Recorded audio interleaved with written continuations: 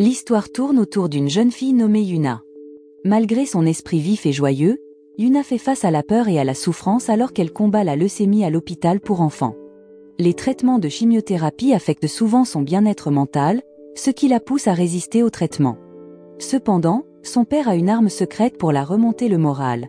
Une bouteille de boisson avec le visage de sa célébrité préférée, Han Gangé. Rien qu'à la vue de cette bouteille, Yuna devient enthousiaste et joyeuse. Yuna est une fan dévouée de Han Gangé, une célébrité populaire en Corée connue pour ses rôles dans des dramas et des films. Malgré les lettres fréquentes de Yuna à Gangé, elle ne reçoit jamais de réponse. La célébrité de Gangé lui a valu une grande base de fans, mais elle méprise ses admirateurs, croyant que leur amour n'est pas sincère.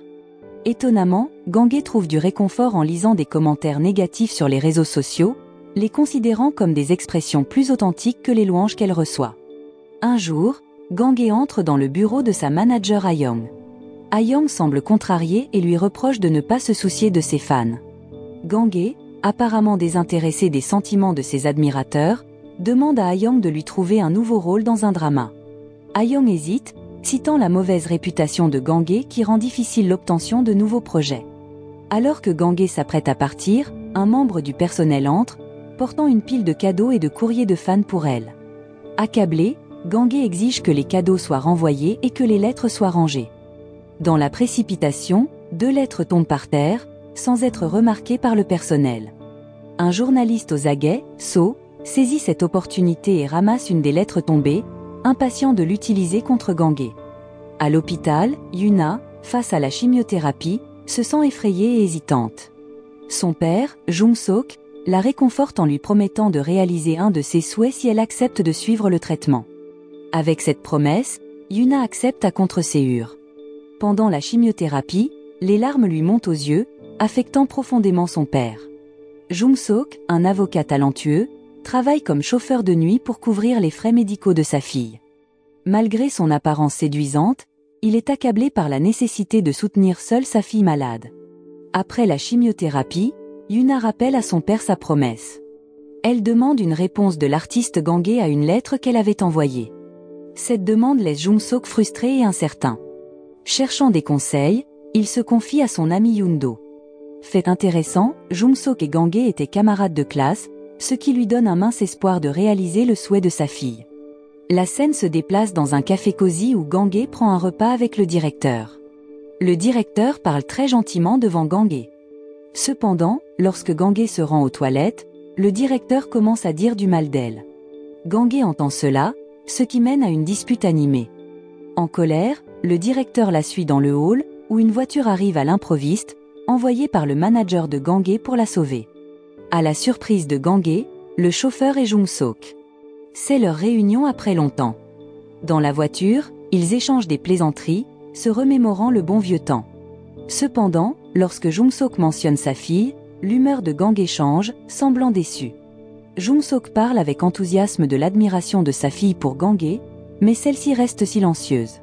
Arrivé chez Gangé, Jung-sok prévoit de lui demander de répondre à la lettre de sa fille.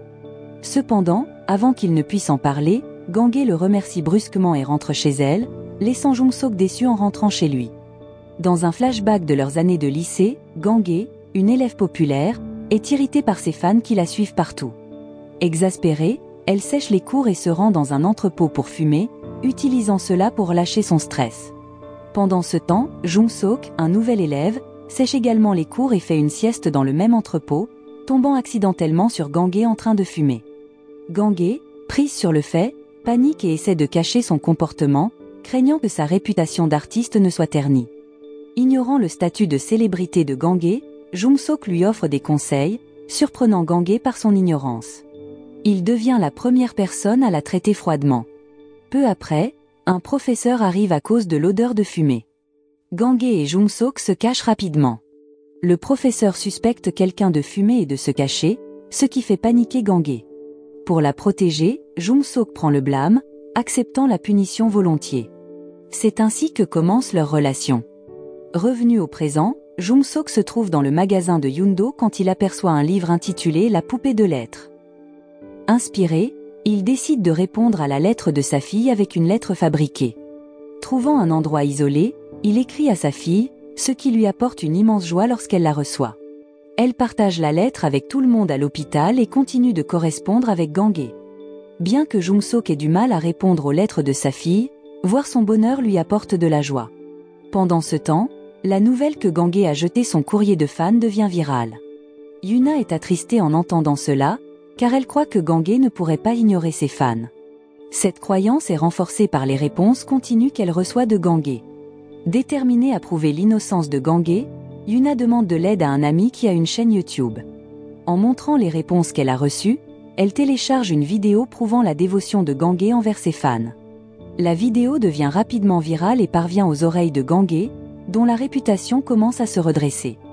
Les internautes sont touchés par les réponses sincères de Gangé, apportant de l'espoir à un enfant qui combat la leucémie. De manière inattendue, Gangé est contrariée au lieu d'être reconnaissante envers Yuna. Elle ne veut pas être louée pour quelque chose qu'elle n'a pas fait. Tard dans la nuit, elle se rend à l'hôpital pour enfants pour exprimer sa frustration aux parents de Yuna, pour découvrir qu'ils sont Jung-sok. Peu de temps après, ils se rendent sur le toit de l'hôpital, où Jung-sok s'incline et supplie Gangé de ne pas révéler la vérité. Il explique que, bien que la lettre puisse sembler insignifiante pour elle, c'est une source immense d'énergie pour Yuna. Témoin de cette supplique sincère, le reporter se tente d'exploiter la situation, mais Yundo intervient, déjouant ses tentatives de paparazzi. De retour chez Gangé, elle réfléchit aux paroles de Jung-sok. Le lendemain matin, Gangé se rend à l'hôpital pour enfants. Là, elle rencontre Yuna et ses autres fans. Yuna, bouleversée par la visite de Gangé, éclate en larmes et l'embrasse, exprimant son bonheur. Gangé lit ensuite des histoires aux enfants et fait un don généreux de 100 millions de wons à l'hôpital. Ses activités sont couvertes par divers médias. Quand Gangé demande à Yuna ce qu'elle désire, Yuna demande à visiter la maison de Gangé. Le lendemain, Yuna, Jung-sok et leur ami Dong-gu visitent la maison de Gangé. Gangé les accueille chaleureusement et pendant que les enfants jouent, elle confie ses frustrations à Jung-sok, c'est la première fois qu'elle laisse quelqu'un d'autre entrer chez elle. Bien qu'initialement agacée, Gangé retrouve le sourire en croyant qu'elle réalise les rêves des enfants. Plus tard, Gangé et Dong-gu enregistrent une vidéo d'interview pour leur chaîne YouTube. Ensuite, Gangé loue l'intelligence de Yuna, remarquant qu'elle doit l'avoir héritée de sa mère. Cette remarque attriste Yuna et soulève des doutes. Elle se souvient d'avoir dit dans sa lettre qu'elle ressemble à son père, pas à sa mère. Dong-gu révèle que les parents de Yuna sont séparés depuis longtemps, sa mère vivant en Amérique. Cette révélation laisse Gangé se sentir coupable envers Yuna. Pendant ce temps, frustré par son incapacité à trouver des preuves compromettantes contre Gangé, le reporter So cherche de l'aide auprès d'une connaissance. Après une longue recherche, il découvre que Gangé et Jung-sok étaient amis au lycée. Ravi par cette révélation, So décide de l'utiliser contre Gangé.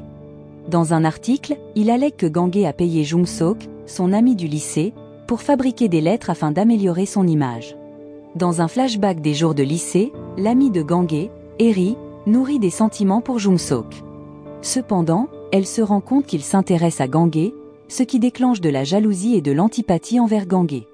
Dans le présent, Eri, maintenant artiste et animatrice radio, se sent contrariée en voyant des articles sur Gangé et Jung-sok. Après le dîner, Jung-sok borde Yuna et Dong-gu avant que Gangé ne l'invite à prendre un verre. Autour d'un verre, Jung-sok raconte une histoire sur la tristesse de Yuna concernant sa mère absente. Bien que la grand-mère de Yuna la rassure en disant que sa mère est loin, Yuna devient plus calme et essaie d'accepter la situation. Peu de temps après, la grand-mère de Jung-sok décède tragiquement dans un accident, ce qui l'affecte profondément. Yuna, voyant la tristesse de son père, le réconforte en lui rappelant que sa grand-mère est juste dans un endroit lointain. Jung-sok ne peut retenir ses larmes devant la sagesse de sa fille et la serre étroitement dans ses bras. Avec le bien-être de Yuna maintenant sa principale préoccupation, Jung-sok accepte des petits boulots, y compris travailler comme chauffeur de remplacement, pour la soutenir. À présent, Gangé, ému par l'histoire de Jung-sok, comprend sa dévotion envers Yuna. En ouvrant une bière, Jung-sok renverse accidentellement du soda sur ses vêtements. Inquiète pour sa santé, Gangé insiste pour qu'il se change. Amusamment, Jung-sok finit par porter des vêtements de femme en cherchant une nouvelle tenue. Gangé trouve cela hilarant et capture le moment sur son téléphone, au grand embarras de Jung-sok. En luttant pour récupérer le téléphone, il tombe sur le canapé, créant un bref moment romantique. Fermant les yeux, Gangé se penche en avant, momentanément perdu dans l'instant, pour se rendre compte que c'était juste son imagination. Au milieu de tout cela, Jung-sok s'assied à la table à manger, supprimant la photo embarrassante. Gang-hye se sent irrité qu'il ait supprimé sa photo mais se trouble lorsqu'il lui dit bonne nuit et lui caresse affectueusement la tête. Le lendemain matin, Gang-hye se précipite pour se doucher et se maquiller, espérant paraître naturellement belle pour Jung-sok. Cependant, elle est embarrassée lorsque Jung-sok remarque le maquillage, supposant qu'elle a dormi avec. Peu après, ils prennent le petit déjeuner ensemble. Ensuite, ils se précipitent à l'hôpital, Gang-hye ayant l'intention de les accompagner. Alors qu'il s'apprête à partir, Gang-hye reçoit un appel de son manager, l'informant des rumeurs selon lesquelles elle aurait payé Jung-sok pour mentir. Dehors, des journalistes assaillent leur maison, bombardant Gang-hye de questions sur la fabrication présumée de la réponse à la lettre de la fille. Ils questionnent aussi l'authenticité de sa relation avec Jung-sok comme ami du lycée. Jung-sok, affirmant ses connaissances légales en tant qu'avocat, avertit des conséquences pour diffusion de fausses informations, faisant taire les journalistes. Yuna, cherchant la vérité, confronte Gang-hye devant les journalistes. En pleurs, elle demande si Gang-hye a vraiment répondu à ses lettres, espérant confirmation que Gang-hye se soucie d'elle contrairement à sa mère absente. Avec hésitation, Gang-hye admet qu'elle n'a jamais répondu aux lettres de Yuna, choquant Yuna qui s'évanouit en entendant la vérité. Voyant sa fille s'effondrer, Jung-sok se précipite pour amener Yuna à l'hôpital. Observant Yuna derrière la vitre des soins intensifs, Gang-hye est submergée par la tristesse et la culpabilité. En visitant Yuna, Gang-hye est surprise de voir de nombreuses photos d'elle-même, que Jung-sok explique être la source de force de Yuna. Touché par cela, il se retire à la bibliothèque de l'hôpital. Se sentant coupable, Gang-hye regrette de ne pas avoir menti à propos des réponses aux lettres de Yuna. Jung-sok la console, lui assurant que la vérité aurait fini par émerger. Il lui remet ensuite une boîte contenant toutes les lettres de Yuna, déclenchant un traumatisme chez Gang-hye, la faisant lâcher la boîte de peur. Cette réaction pousse Jung-sok à se rappeler un flashback où Eri informait Gang-hye d'un cadeau troublant laissé dans son casier par un fan. Curieuse mais anxieuse, Gang-hye trouvait 2 boîtes dans son casier, choisissant d'ouvrir celle de gauche en premier. À son horreur, elle découvrait un oiseau mort et un message menaçant à l'intérieur. Cette expérience traumatisante explique pourquoi Gang-hye refuse les cadeaux de ses fans, sa peur découlant de cet incident passé. Jung-sok réconforte Gang-hye, lui assurant que tous les fans ne sont pas méchants. Il l'encourage à se valoriser et à s'aimer. Gang-hye exprime ensuite sa préférence pour lire les commentaires négatifs sur les réseaux sociaux, les trouvant plus sincères que les admirations fausses. En rentrant chez eux, Jung-sok demande à propos de la boîte non ouverte de son casier. Gang-hye avoue ne l'avoir jamais ouverte, décevant Jung-sok. Cependant, elle demande à récupérer la boîte des lettres de Yuna, prête à essayer de l'accepter. Pendant ce temps, les rumeurs de courriers de fans faux persistent, conduisant Jung-sok à être rejeté par la société. Il fait face à des accusations d'exploiter sa fille pour de l'argent de la part de Gang-hye. Malgré cela, il reste résilient. D'autre part, Yuna réfléchit à la nature étouffante de la célébrité, où les gens la scrutent et la calomnient constamment. Elle admet qu'elle savait dès le début que Gang-hye n'avait jamais répondu à ses lettres. En se promenant dans le couloir de l'hôpital, Jung-sok surprend Dong-gu en train d'enregistrer pour sa chaîne YouTube. Cela lui donne une idée.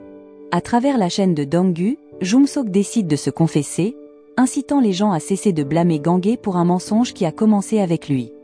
Il avoue qu'il voulait simplement réaliser le rêve de sa fille et exprime sa gratitude envers Gang-hye pour son implication dans le mensonge et pour la joie qu'elle a apportée dans leur vie. La vidéo explicative de Jung-sok devient rapidement virale, ce qui rend Eri encore plus jalouse. Plus tard, Gang-hye rencontre Yuna, qui lui offre des bougies parfumées.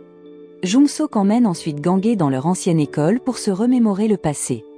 Il lui conseille en plaisantant de lire les commentaires négatifs sur ses réseaux sociaux, ce qui les fait rire malgré son conseil précédent d'ignorer la négativité.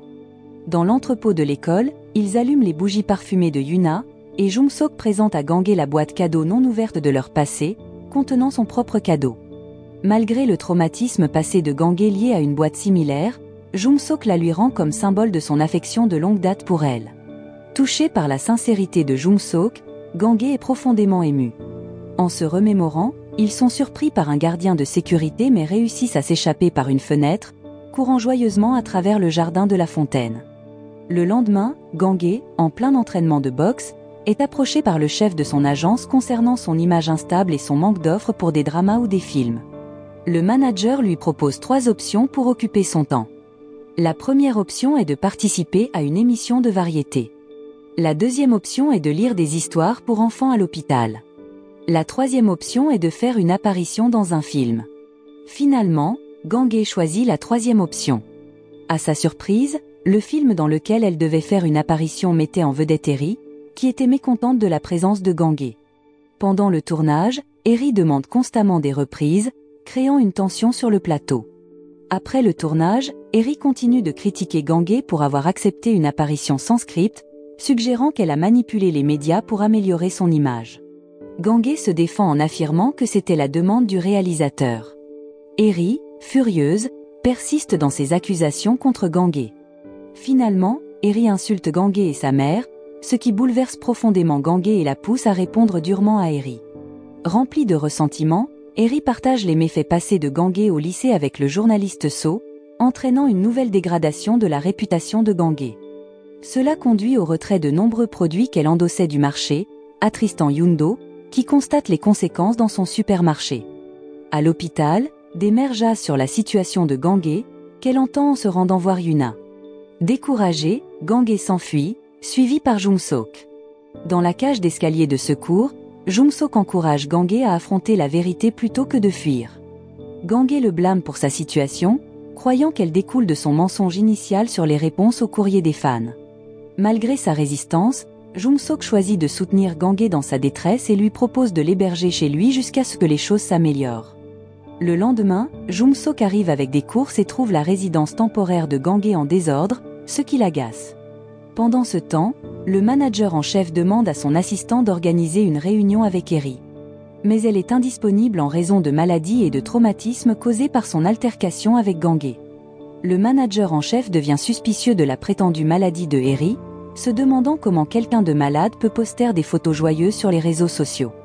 Le manager en chef vient ensuite rendre visite à Gangué et Jung-sok et s'enquiert des véritables intentions de Jung-sok en offrant un abri à Gangué. À sa surprise, Jung-sok souhaite vraiment aider Gangué, ce qui laisse le manager en chef embarrassé. Expliquant qu'il vit à l'hôpital avec sa fille, Jung-sok assure au manager en chef que la présence de Gangué n'est pas un inconvénient. Désireuse d'un dîner privé avec Jung-sok, Gangué renvoie poliment le manager en chef et ils partagent un dîner intime à l'hôpital. Pendant ce temps, des mères jasent de l'absence de Jung-sok, suggérant qu'il devrait profiter de sa jeunesse au lieu de s'occuper seul de sa fille. Elles compatissent à sa situation, jugeant Yuna comme un fardeau. En entendant leur conversation, Yuna se fâche et s'enfuit, déclenchant une recherche. Affolée par la nouvelle de la disparition de sa fille, Jung-sok commence à la chercher partout, avec l'aide de Gangué et de Yundo. Malgré leurs efforts, Yuna reste introuvable. Quand Jung-sok atteint le toit de l'hôpital, il est choqué de trouver Yuna debout dangereusement près du bord. Il la gronde sévèrement, furieux qu'elle soit montée là-haut toute seule. Yuna, en réponse, demanda pourquoi elle ne pouvait pas le faire alors que son père avait fait la même chose auparavant. Elle révéla qu'elle avait vu Jung-sok tenter de faire l'impensable après la mort de sa mère. Se rappelant ce moment douloureux, Jung-sok avait promis de mettre le bonheur de sa fille au-dessus de tout, même si cela signifiait sacrifier le sien. Cet engagement l'a conduit à entreprendre divers travaux et même à fabriquer des lettres de fans pour le bien de Yuna. Dans le couloir de l'hôpital, Jung-sok exprima son bonheur de retrouver Gangué. Cependant, il réalisa que son désir d'être avec elle l'avait fait négliger le bien-être de Yuna. Jung-sok décida qu'il valait mieux se concentrer uniquement sur le bonheur de sa fille et demanda à Gangué de ne plus se revoir. Se sentant désemparée, Gangué rentra chez elle, acceptant la douloureuse réalité de se séparer de Jung-sok, l'homme qu'elle avait autrefois aimé profondément. Pour réparer les torts, Gangué créa courageusement une vidéo pour dissiper les malentendus. Elle révéla sa véritable personnalité et s'excusa de ne pas avoir abordé les problèmes plus tôt. De plus, son ancienne amie d'école, Yoni, intervint pour réfuter les accusations de Eri. Gangué n'était pas la personne que Eri décrivait. En conséquence, la réputation de Gangué commença à se rétablir, tandis que le journaliste Sophie face à la colère des fans pour avoir diffusé de fausses rumeurs. Eri, exposé pour ses mensonges, présenta des excuses publiques. Avec son image restaurée, Gangué reçut une offre de rôle principal dans un film hollywoodien, nécessitant un séjour d'1 an en Amérique. Gangé vit cela comme une opportunité de tourner la page de Jung-sok. Pendant ce temps, Jung-sok apprit le décès de son ex-femme, l'amenant lui et Yuna à assister aux funérailles. Yuna, malgré son chagrin, fit preuve de force en faisant ses adieux à sa mère. Après les funérailles, Yuna demanda à son père si elle était un fardeau qui causait le désamour de Gangé. Jung-sok la rassura en lui disant qu'elle était son bonheur, pas un fardeau. Yuna expliqua aussi que lorsqu'elle était sur le toit, elle ne tentait pas l'impensable mais priait pour que Gangé et son père restent ensemble. En entendant cela, Jung-sok réalisa qu'il pouvait poursuivre son amour tout en rendant Yuna heureuse. Il appela rapidement le manager de Gangé pour savoir où elle se trouvait. Apprenant qu'elle était à l'aéroport, il s'y précipita mais arriva trop tard pour la voir. 1 an plus tard, Gangé était devenue une star mondiale à succès, tournant des films en Amérique. À son retour dans son appartement, elle le trouva rempli de poupées, chacune contenant des enregistrements de Jung-sok lisant des lettres de fans. Il avait lu toutes les lettres, croyant que Gangé n'ouvrirait pas les cadeaux. Gangé fut profondément ému par la dévotion de Jung-sok à enregistrer, même lorsqu'il était fatigué. Il lut même une lettre qu'il avait écrite lui-même, lui demandant de ne pas ignorer le cœur de ses fans à cause de son traumatisme. Cela fit réaliser à Gangé son erreur. Elle prit alors un stylo et du papier, répondant à chaque courrier de fans, les remerciant sincèrement. Son geste devint viral, ravissant les fans qui reçurent des réponses d'elle. Lorsque Gangé retourna en Corée, elle crédita un homme qui l'avait patiemment soutenu et aidé à surmonter son traumatisme, lui permettant d'ouvrir son cœur à ses fans. Lors d'une interview à la télévision, Gangé exprima sa gratitude envers cet homme, révélant son changement. Jung-sok et Yuna, témoins de cela, se sentirent fiers de la transformation de Gangé. L'histoire se termine avec l'histoire d'amour de Gangé et Jung-sok qui continue, magnifiquement. Leçon de morale de l'histoire. Quand du soda se renverse sur vos vêtements, assurez-vous de vous changer, sinon vous risquez de vous retrouver à porter des vêtements de femme par accident. Et si vous trouvez une boîte que vous n'avez jamais ouverte, elle pourrait ne pas seulement être remplie de surprises, mais aussi d'amour et de compréhension.